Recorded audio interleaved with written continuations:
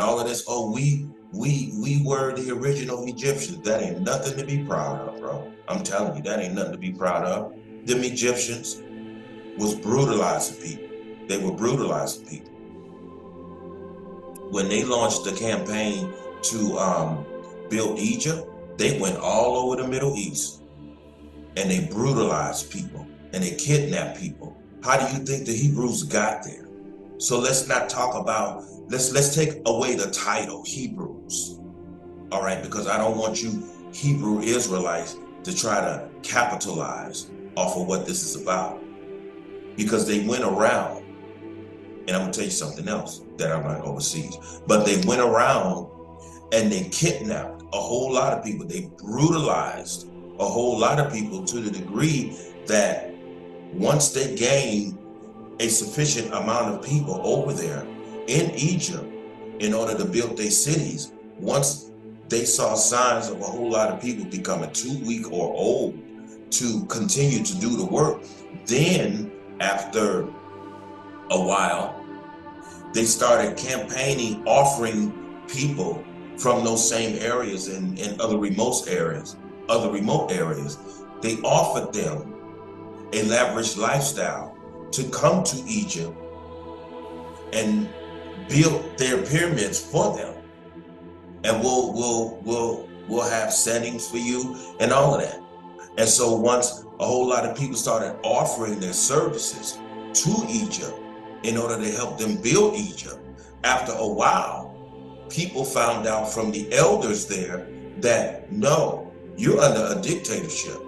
And so when those people tried to leave, they no longer were able to leave. Now, what I found out overseas in India, and especially in London, England, please go to London, England and study, because if it's one thing, you know how in the movie Malcolm X, when they said that Malcolm said, I'm going to tell the devil the truth to his face. I'm going to tell that devil the truth to his face. Let me tell you something about that devil. See, that came across like you're going to hurt the devil's feelings. Any evil person, see, what it is the spirit of Satan that influences the individual. And when that individual falls up under the influence of Satan and takes upon its mentality, then that person becomes a devil. That's what creates a devil. After a human being submits themselves to the mentality of Satan and carry out the will of Satan, the spirit of Satan, that's when it becomes a devil. Let me tell you something about this devil. Going up to him, telling him the truth to his face, you ain't hurting his feelings. How did you learn that truth? You learned that truth by way of what he allowed you to know through his historical accounts. He already knows it. So don't think that you're hurting his feelings. I'm going to tell the devil the truth to his face. You did this to the Indians, and you did this to the Ethiopians, and you did this to the Egyptians. You know what that devil going to do? He's going to say, yeah, I did that, didn't I? I sure did. Isn't it wonderful? And you want to know how you found that out? I wrote it down and I allowed you to read it. So don't think you hurting that devil's feelings by telling him his truth to his face. You ain't hurting his feelings. So don't think you hurting his feelings by telling him what he allowed you to know. You're not hurting his feelings. But go over there and get some real facts. And so I found out, I bring all of that up, I found out, is the term, if you look at the movie, The Ten Commandments, which is full of a whole lot of lies, but if it's one thing that they definitely didn't lie about, and if you look at that movie, they use the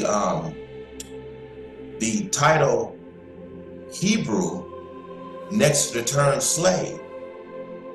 So they say the Hebrew slaves. It's not that these people were Hebrew. They used the term Hebrew/slave. So I'm bringing that up because of one reason. When they went around and they kidnapped a whole lot of people and forced people to their plow so that they can build their pyramids and their other projects of self-worship, you know, statues, the Sphinx and all of that bullshit. Yes, bullshit. When those people were not allowed to leave, and therefore they started breeding the same way the Africans over here started breeding and started developing families. The term Hebrew back in that day meant slave. It meant slave. And what a whole lot of people fail to realize, when you come up with this Hebrew Israelite doctrine, it tells you without a whole lot of them coming to realize it. Are we the original Hebrews? You're original Hebrews. Why don't you just say you are a descendant of the original slaves? The same way a whole lot of so-called African Americans try to say our ancestors come from Africa and our ancestors were a part of the slave trade. Anyway, I'm telling you to research it. This is how we got here. And stop walking around here being proud of these kings and queens of Africa. Those people were trash. That's how you got over here in this mess. So stop honoring them. They shouldn't be honored. And this is the reason why I'm saying, by us being a people over here in America, rejected by the entire world, it makes us a very unique people. We're actually a fresh people. But you have to understand exactly how we got here. And understand, we do not deserve to destroy ourselves the way that we're doing this day.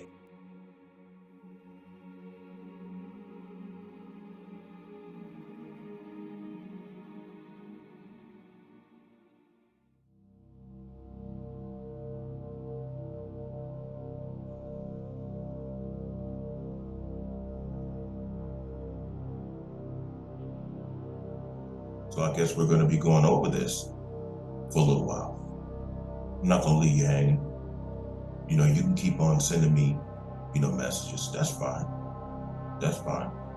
I'll have to admit that I don't get upset because I have the advantage of most people over here in this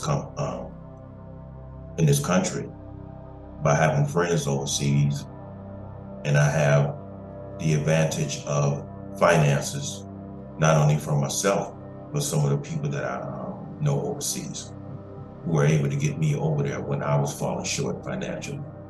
However, when I was overseas, I didn't fall under the trick, you might as well say the cloak of tourism.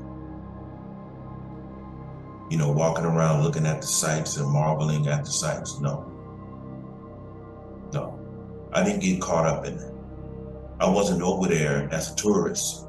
I was over there as an observer and a researcher, because I've always been like that. I've always been like that. No, you're not going to trick me and take me on a touring adventure. When I went over there to Dharamsala, India, when I ventured through England, Islamabad, Rama, Pakistan, I went over there, even boring as Indonesia. Okay? But the whole thing is, if you're going to travel, even if you want to waste your time going over to South Africa, which is not African anymore, it's actually more European than African. You know, South Africa is just another settlement of the Western powers. That's all it is. It's just another settlement of Great Britain. And the Africans who they allow over there are but servants to the Europeans over there. And I don't feel as though that I have to go through that, because I believe Stephen Biko, he was mentioning that a whole lot when he was living, before they assassinated him in 1977.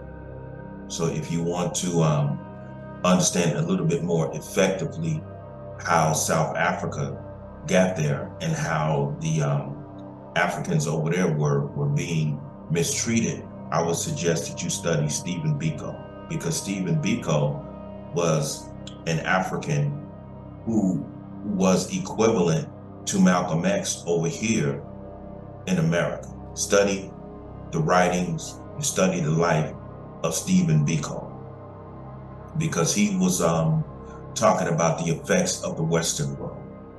Now, what he didn't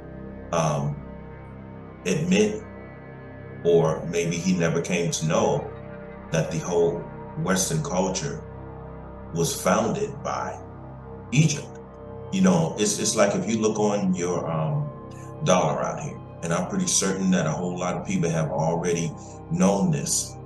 When you look at the dollar, it's a combination of Great Britain and Egypt. And the reason why those two empires went in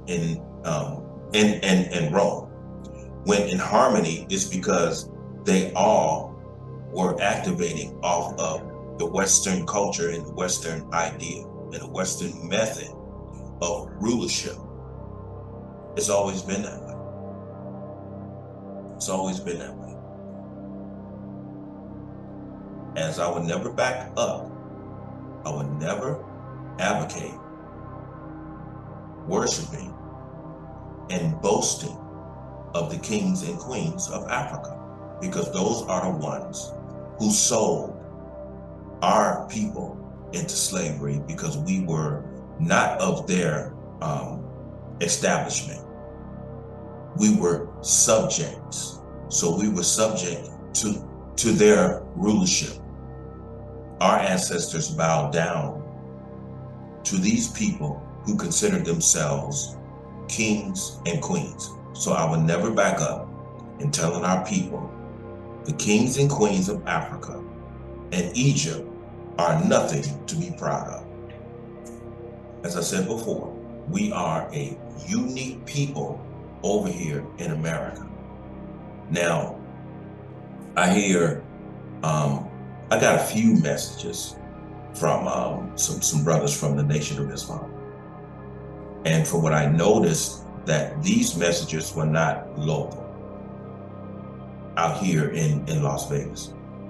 And they were pretty much attacking me in a kind manner, you know, telling me about the teachings of the Most Honorable Elijah Muhammad said this, Elijah Muhammad said that. You know, well, look, let me tell you something. We're talking about the effects of the Western culture.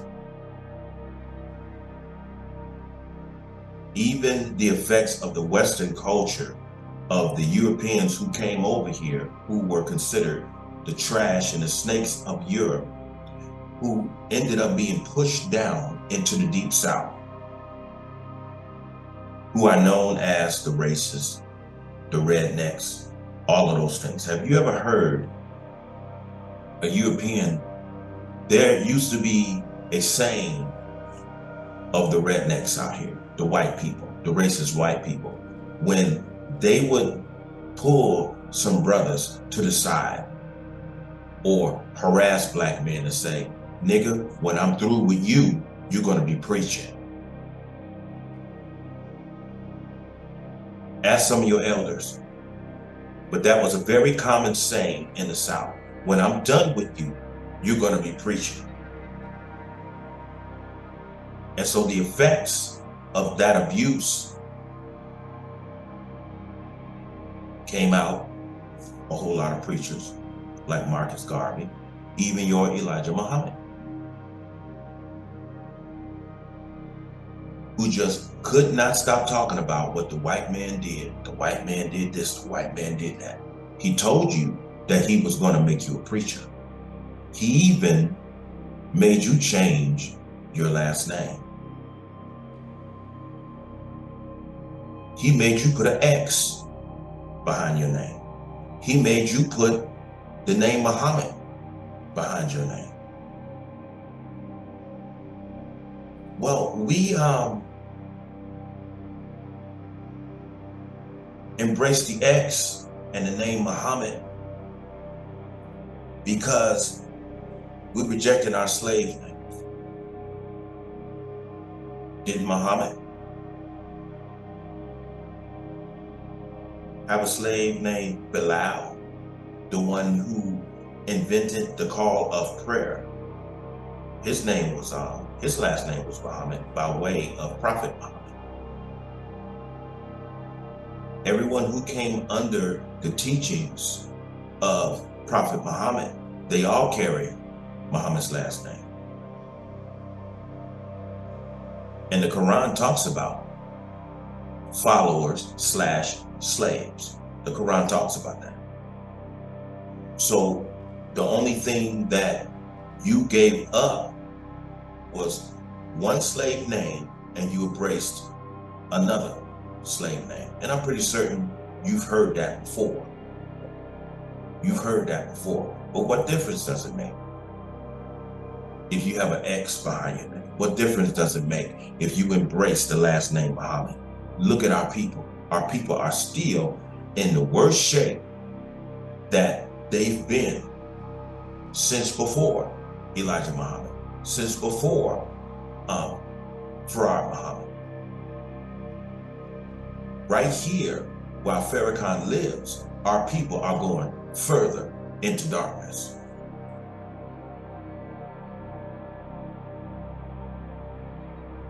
So what's that telling you about teachings and the religious world? It's not helping our people. I've always thought that if we had a leader who didn't claim any religion, that's the only way that our people are really gonna wake up and be liberated. And I say that because if you are part of any religion, then your motivation and your intentions and your motivation are going to be limited. Because even though Malcolm said, by any means necessary, he still turned around and said, well, Islam is a religion of peace.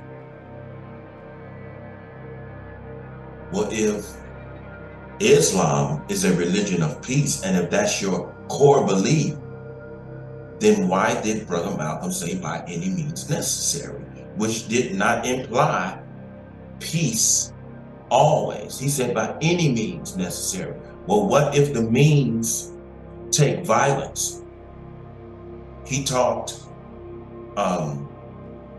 self-defense, but to get liberation from the European and from the Western powers, I used to hear Brother Malcolm all the time, resulting in saying that we need to get our freedom the same way the white man got his. Well, if the white man is the devil, do we have to become devils as he in order to get our freedom? Or are we going to find some diplomatic way, intellectually,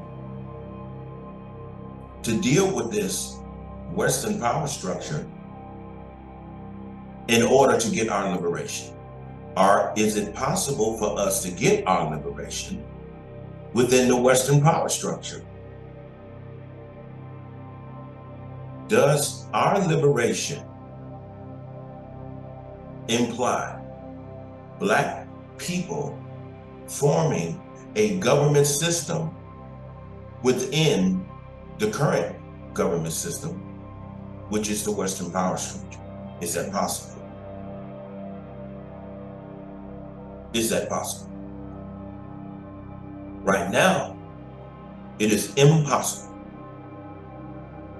because of the moral status of our community is at an all-time low, even after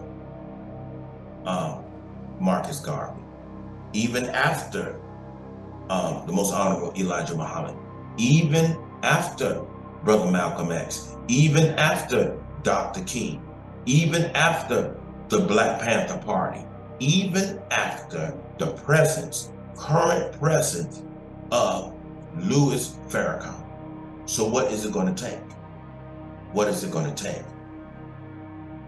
It takes an individual choice of changing where you are mentally, emotionally, and intellectually. It's going to take the individual change within. And once we understand that it takes an individual change and not the cooperation of an entire people, when the entire people, well, I won't say the entire people, but damn near 87% of our people are totally corrupted. And that's not by choice. Some of it is by choice. I have to take that back. Some of it is by choice because it's been called a culture, which needs to be abolished. All of this needs to be abolished. It needs to be let go. However, the problem with the community today is that the majority of the people don't see anything wrong with our condition.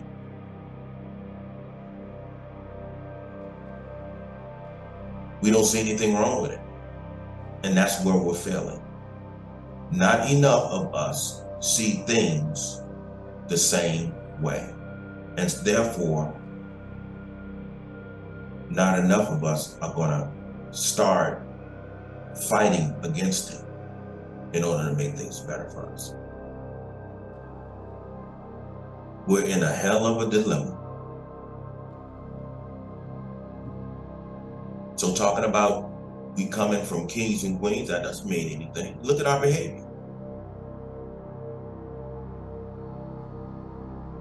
Look at our black women.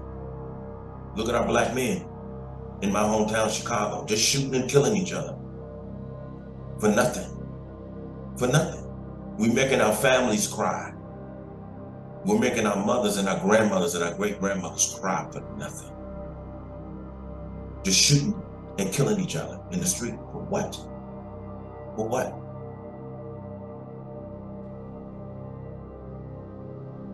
What are we doing? I said that we are a unique people. We have to understand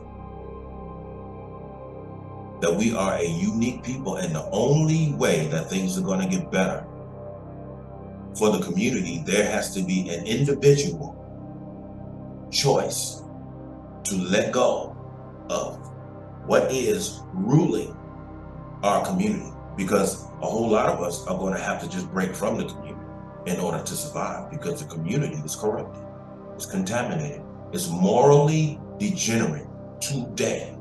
It's morally degenerate, and you know what I'm saying is true, because enough of us are on here complaining about it. If you want a better community, we have to become, first, better human beings. It's the only way it's going to get better. You have to start with the individual first. And you can't keep reaching back, trying to find your self-substance, thinking that the people before you had substance and integrity, the kings and the queens. As I said before, those are your first slave masters. Those were your first dictators. You go over there, you try to identify with Egypt. You can't identify with Egypt. If you were a descendant of subjects, the only way that you can identify with Egypt, you have to trace your roots all the way back to the kings and queens of Egypt, DNA-wise. That's the only way. But if you are just relying on the color of your skin, no, that's not good enough. Me personally, I hope that I don't have any DNA of me inside of me of any king and queen, whether it be Egypt or Africa. I want nothing to do with those people. I want nothing to do with those people, either any part of my DNA. Because those people were cruel. Those people were dictators. Those people were dictators. And you know that. And a whole lot of us are walking around in America. Our self-esteem has got beat down so bad that we feel powerless. And so when we look at those people over in Egypt and Africa, and they're sitting up there with all that bullshit on, we see those people in a position of power. And simply because we feel powerless over here, we want to identify with people of power. But those are the same people who pushed you into the condition that you're suffering right now. So what are we gonna do? What are you gonna do for yourself? Because when it all boils down to it, you are responsible for your life. You are responsible for your condition. But you have to understand how you got in this condition. And once you get past the disappointment and the anger, you're still left with, what are you going to do about your life? What are you going to do about it? Are you going to keep taking that fix every February, talking about this is Black history right now? Depressing. So you study every February on how your Black leaders failed and how they were killed and slaughtered. And you accept that. And you accept that as your history. I reject it. That's not our history. That's the Europeans' history. Because the only people who won was the Europeans and the Jewish community. No, that's not my history. That's their history. Because they won. Now you can get mad all you want to, go ahead, get mad. But you still are going to have to eventually get your head together and do something to uplift yourself. You're going to have to get your head together and do something to uplift yourself. Now this is the last that I'm going to touch on this. This is the last I'm going to touch on this. But the whole thing is, the kings and queens of Africa, the kings and queens of Europe, there's nothing to be proud of. And I will offer you to be honest with yourself and do the research. I mean, what was his name? Idi Amin. When the Western world put him in power, who did he end up abusing the most? His own people over there in Uganda. It's something about when the African gets into power, he becomes the worst dictator over his own people. Study it. Look it up. Study it.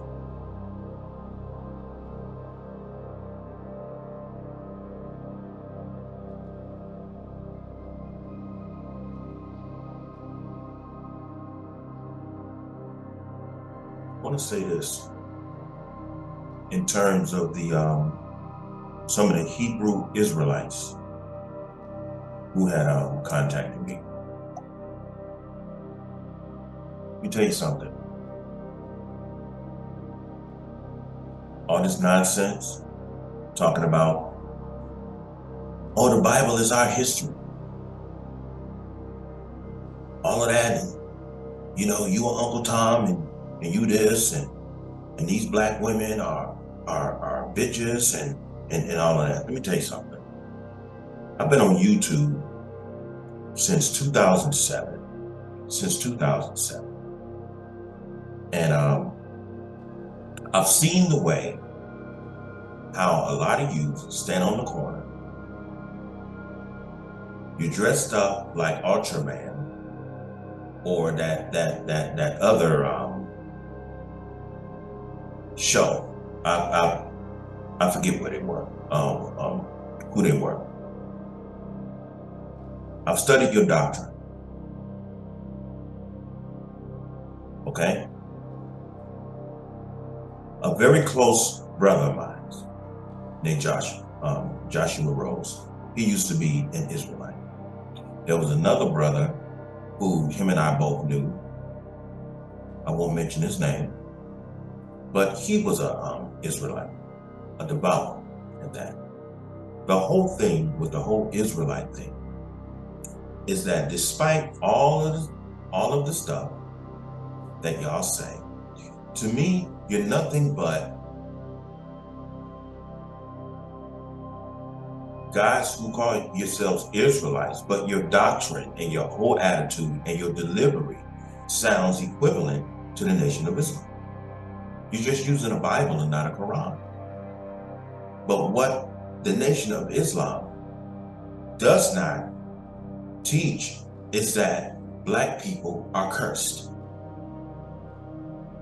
What I've noticed about you Israelites, you believe that Black people are cursed. You condemn the condition of Black people, but you don't try of Black women, but you do not encourage Black women to be better.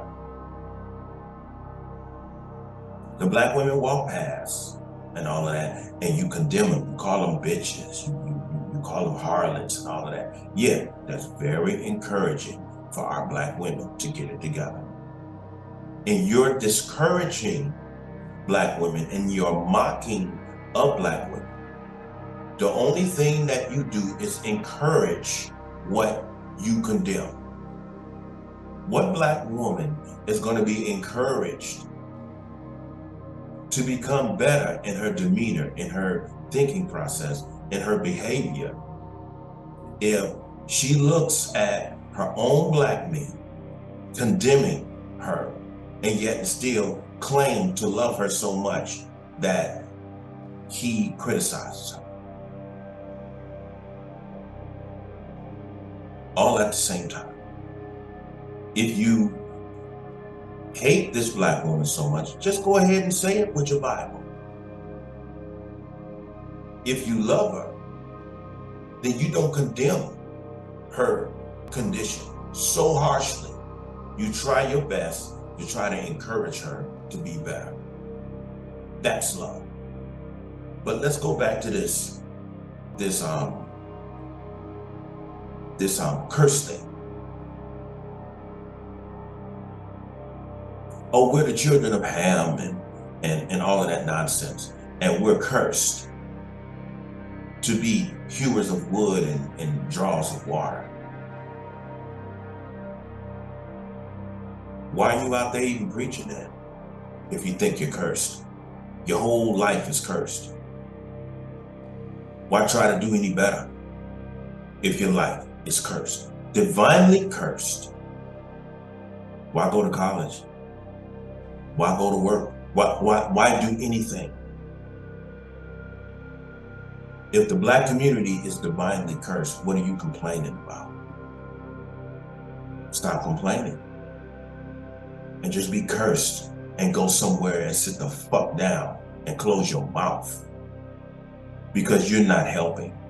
You're hurting the community by standing there on the corner mocking everybody, talking about, oh, this white man, this white man, that, this white devil and all of that. It's not going to help no one. It's not even helping you. You're wasting a whole lot of precious time. Time is sacred. And you want to know why time is sacred? It's because none of us know how much of it that we have left. So considering the condition that we're in, we shouldn't act as though we know how much time we have left, because we don't. Do you really think that you have time to be standing on corners, attacking people, talking crazy about white people, talking down our Black women? You know, Do you really think we have time for that? You're not helping our condition. We're going through a healing process. Some of us haven't gotten there yet to the degree that we're able to speak to our Black women to try to encourage them. But if you don't have any encouragement for our Black women and for our Black men, maybe you just need to be quiet with your Bible. This same Bible that white man that you call the devil gave you. Fool.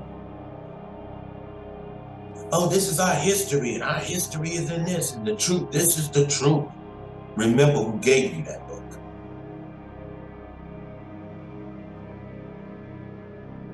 Remember who gave you that book. I'm just letting you know, this is much deeper than you realize. We are on a moral decline upon a daily basis. It's time to try to get into the minds of our people. It's time to get into the mind of that Black woman, like a whole lot of people are doing their best to try to change her way of thinking so that she can become the woman that she should be, which is being a lady of integrity. Because our youth are in danger right now. Because unless we get it together as Black men, according to our state of mind and the way that we carry ourselves, our community is lost. And when these younger people come up as monsters, you can't only look at that Black woman. You got to look at yourself too, Black man. It takes a community. It takes a village to raise a child, not just her. It takes us Black men as well. So maybe if you don't have anything uplifting to say to anyone on them corners, maybe you niggas need to step down. Yeah, I'm calling you niggas because that's exactly the way you act. Maybe you need to get off them corners. Maybe you need to go somewhere and shut the hell up. If you're not encouraging people, then you take your cursed ass somewhere and lay down and die, because who needs you? We're at a state right now to where if you're not gonna uplift the community, go somewhere and sit the hell down and shut the fuck up. And I'm not gonna say excuse my language, because I mean every word that I said. If you're not gonna uplift, go somewhere and sit the hell down, because we ain't got time to keep going back and forth, debating. We don't really have anything to debate about. We see what's going on right now, and what's going on of our community, it ain't nothing to be proud of. It ain't nothing to be proud of. And in terms of a whole lot of you Black men walking around talking about, I'm a king and the Black man is God, where's your kingdom, Black man? If you're a king, where's your kingdom? And if you're a God, where is your heaven? Where's your heaven at? Since the Black man is God, where's your heaven? And if you're a king, where is your kingdom?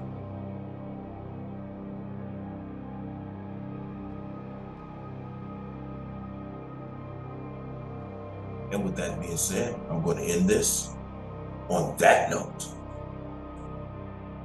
Everybody stay human and do the best that you can to uplift, not to always condemn. We've done that long enough to each other.